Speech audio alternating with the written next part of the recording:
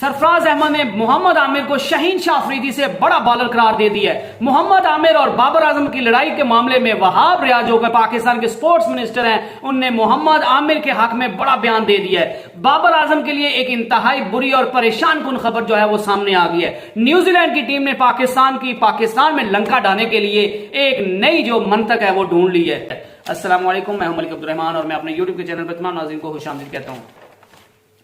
पाकिस्तान के Namvar wicket keeper batsman और पाकिस्तान के मायनाज कप्तान सरफराज अहमद से जब सवाल पूछा गया मोहम्मद आमिर, मोहम्मद आसिफ और शाहीन शाह अफरीदी के मुतालिक कि इनके आपके नजदीक जो है इनमें स्किल वाइज जो है वो कौन सा बॉलर अच्छा है, ज्यादा अच्छा है, तो सरफराज अहमद का कहना था कि जो है वो मोहम्मद आसिफ नो डाउट दुनिया का सबसे नंबर 1 बॉलर है और उसका कोई मुकाबला नहीं है। लेकिन अगर आप आमिर और शाहीन की बात करेंगे तो आमिर जो है वो वक्ती तौर पर इंटरनेशनल क्रिकेट नहीं खेला, उसने रिटायरमेंट ले ली है, लेकिन वो इंटरनेशनल क्रिकेट अगर खेलता है, वापस टीम में आता है, तो मेरे ख्याल से स्किल वाइज जो है वो मोहम्मद आमिर शाहीन शाह अफरीदी से भी बड़ा बॉलर है और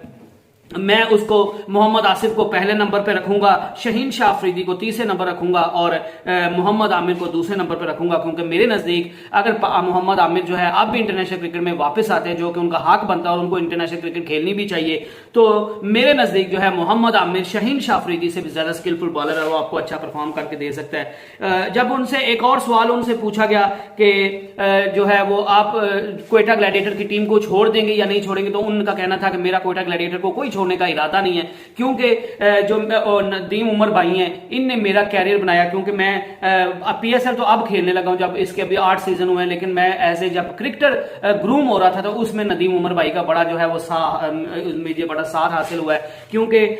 जो है वो 2003 और 4 था जब मैं 17 साल की उम्र में खेल रहा था, तो नदीम उमर की नजर मेरे पर पड़ी थी। जब मैं पाकिस्तान के क्लब की तरफ से खेलता था तो तब उनने नदीम उमर भाई ने मुझे खेलता हुआ देखा था और उनने मेरे पे मेहनत करना शुरू किया, मुझे सपोर्ट करना शुरू किया, और मैं अगर आज बड़ा क्रिकेटर बना और अगर मेरा दुनिया में नाम है तो वो सिर्फ नदीम उमर भाई की वजह से है। तो इस वजह से मैं उनका एहसान मानूं कि उनने मुझे बड़ा क्रिकेटर बनाने में नदीम उमर भाई का हाथ है, क्योंकि उनने मुझे 2003 या 4 में अगर जो है वो मेरा साथ ना देते, मुझे सपोर्ट ना करते, तो मैं आज यहां पे नहीं होता। तो इस वजह से मैं क्वेटा ग्लैडिएटर को किसी सूरत में नहीं छोड़ूंगा तब तक जब तक जो क्वेटा ग्लैडिएटर है वो मुझे खुद ना छोड़ दे, वो मुझे खुद रिलीज ना कर दे। तो एक तो ये बात है। दूसरा जो है वो एक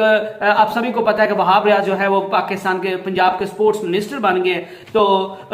जब उनसे मोहम्मद आमिर और बाबर आजम के बारे में पूछा गया तो सबसे पहले तो उन्होंने बाबर आजम को प्रेज किया, जो उनको 17 इम्तियाज उनकी हुस्न कारकर्दगी की वजह से दिया गया 23 मार्च को इसी साल। तो सबसे पहले उन्होंने बाबर आजम को कहा कि वो नो डाउट दुनिया का वर्ल्ड बेस्ट बैट्समैन है और फेमस क्रिकेटर्स में से आता है, और अगर यंग जो हमारी लॉट है वो किसी की तरफ देखती है तो वो बाबर आजम की तरफ देखती है और उसको अपना आइडियल मानती है और उससे प्यार करती है, और पूरी दुनिया में बाबर आजम के चाहने वाले मौजूद है। उनका मजीद कहना था कि जब मैं छोटा था तो मैं इंजमार और जवेद मियांदाद को देखता था, उनको खेलते हुए देखता था, तो मैं उनको एडमायर करता था, मैं उन जैसा बनना चाहता था। लेकिन नियर फ्यूचर में ऐसा होगा और हो भी रहा है कि जो यंग लॉट है वो बाबर आजम को खेलता हुआ देखेंगे, वो उनसे जो है वो एडमायर होंगे, उनसे वो जो है वो सबक सीखेंगे और वो बाबर आजम जैसा बनना चाहेंगे। तो ये बाबर आजम के लिए बहुत बड़ी बात है और 17 इम्तियाज जो है वो हासिल करने पर मैं बाबर आजम को जो है वो मुबारकबाद पेश करता हूं। और उनने ये एजाज जो हासिल किया ये उनकी लगातार और अनथक मेहनत, पैशन, हार्डवर्क और डेडिकेशन के साथ पाकिस्तान के लिए काम करने की वजह से है। और बाबर आजम की एक और अच्छी बात यह है कि बाबर आजम हमेशा जो है वो लोगों की तरफ से जो उनकी बैटिंग में गलतियों का निशानदेही की जाती है वो हमेशा उस पर काम करते हैं और उनको जो है उनकी बेहतरी के लिए काम करते हैं और अपनी गलतियों पर काम करके मजीद बेहतर से बेहतरीन बनने की कोशिश करते हैं। तो ये एक बहुत अच्छी बात है बाबर आजम के बारे में। जब मोहम्मद आमिर और बाबर आजम के बारे में पूछा गया कि मोहम्मद आमिर बाबर आजम के खिलाफ बड़ा एग्रेशन दिखाते हैं, तो उस वक्त वहाब रियाज ने जो है मोहम्मद आमिर को सपोर्ट किया और उनका कहना था कि एज ए फास्ट बॉलर आपके पास एक ही तो चीज होती है एग्रेशन, अगर एग्रेशन छोड़ दिया तो फिर फास्ट बॉलिंग का जो है वो मजा जो रहता है, जो फास्ट बॉलिंग जिस वजह से लीथल होती है, फास्ट बॉलर जिस वजह से कामयाब होता है, वो एक जो है वो एग्रेशन होता है। और एग्रेशन अगर फास्ट बॉलर छोड़ देगा तो उसकी तो बॉलिंग खत्म हो जाएगी। तो इस वजह से जो है वो एग्रेशन एक फास्ट बॉलर के पास होती है और आमिर भी वही एग्रेशन दिखाता है। अदरवाइज आमिर जो है वो बाबर आजम को बहुत रिस्पेक्ट रिस्पेक्ट देता है और उसकी मेरी जब भी बाबर आजम के बारे में मोहम्मद आमिर से बात होती है तो वो हमेशा मोहम्मद आमिर जो है इस चीज को मानता है कि बाबर आजम जो है वो दुनिया का दौरे हाजिर का सबसे बेहतरीन बैट्समैन है और लोग उस जैसा बनना चाहते हैं और दुनिया के तमाम बैट्समैन जो है वो बाबर आजम जैसा बनना चाहते हैं और उनकी बैटिंग को एडमायर करते हैं और उन जैसा बनना चाहते हैं। और मोहम्मद आमिर भी जो है वो फील्डिंग में हो जाता है क्योंकि आप मुख्तलिफ टीम की तरफ से खेल रहे होते हैं तो आपने अपनी अपनी टीम को जो है वो उनको परफॉर्मेंस दिखानी होती है। तो फास्ट बॉलर वैसे भी एग्रेशन दिखाता है और फास्ट बॉलिंग का एग्रेशन जो है वो हिस्सा है। तो इस वजह से मोहम्मद आमिर सिर्फ मैच के दौरान एग्रेशन दिखाते हैं, अदरवाइज मोहम्मद आमिर और बाबर आजम जो है वो आपस में उनकी काफी अच्छी म्यूचुअल अंडरस्टैंडिंग है, उनकी काफी अच्छी दोस्ती। और मोहम्मद आमिर जब भी जो है वो बाबर आजम के बारे में बात करते हैं तो उनके मुंह से एक ही जो है वो जुमला निकलता है, वो ये निकलता है कि बाबर आजम नो डाउट दुनिया का नंबर 1 बैट्समैन है और बाबर आजम जो है वो वर्ल्ड क्लास बैट्समैन है। तो इस वजह से बाबर आजम और मोहम्मद आमिर के दरमियान कोई खींचाता नहीं या कोई आपस में अल्लाह माफ करे दुश्मनी नहीं चल रही। और